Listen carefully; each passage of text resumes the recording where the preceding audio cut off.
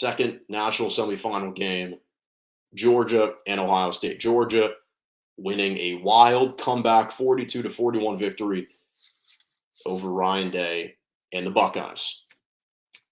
Georgia literally, and I don't think it's hyperbolic to say, miraculously survived Ohio State on Saturday. And I had this inkling that this was going to be not only a really close game, but I wouldn't have been surprised if Ohio State was going to win this game. Because the one thing that I knew about Georgia, and as elite as their defense has been, they hadn't faced a team and an offense littered with this much talent. Ohio State's offense, I knew, would give them a shot as long as they're healthy, barring injuries. And obviously the injury to Marvin Harrison Jr. in the end zone at the end of the third quarter was definitely impactful. And they felt his absence in the fourth as their offense started to sputter in the fourth. They had the Lions to match up with that elite Georgia defense. They had enough artillery on the offensive end to match whatever it was that Georgia's defense could put out on the field. And obviously that's been their strength for the last two seasons. But I will say that Georgia, give them credit. They showed their championship medal on Saturday. I thought that Stetson Bennett, he continues to impress, man. I know it's hard to believe he somehow was a finalist for the Heisman. No one believes in him, blah, blah, blah. But the guy is calm and poised under pressure, under duress, showing off the athleticism, the touch with the arm, 398 passing yards. Only made one mistake throwing the ball that got picked off. Besides that, he was fantastic.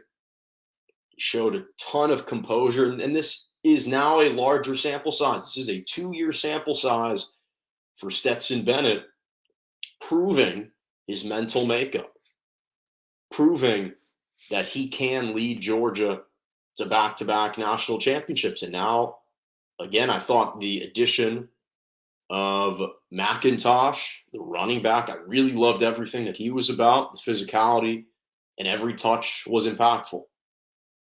And in a game where every single snap is important and counts, McIntosh was tremendous. Smith, their wide receiver, over 100 receiving yards on just 3 catches and a touchdown. But Stetson Bennett delivered again in the clutch for Georgia.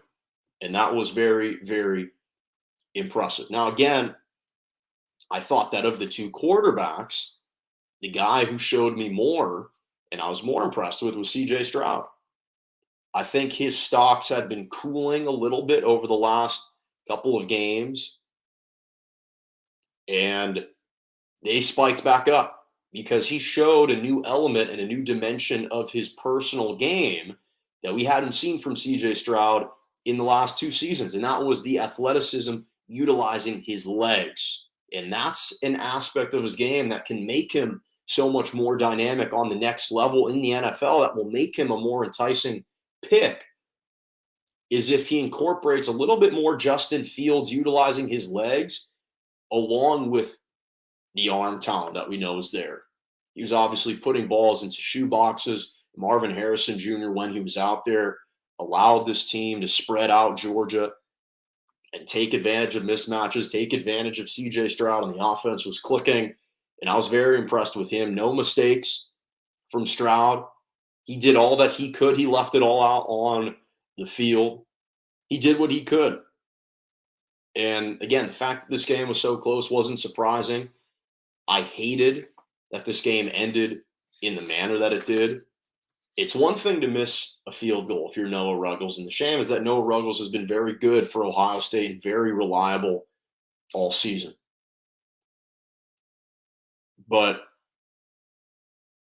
he didn't seem confident in that practice kick right before Kirby Smart took a timeout.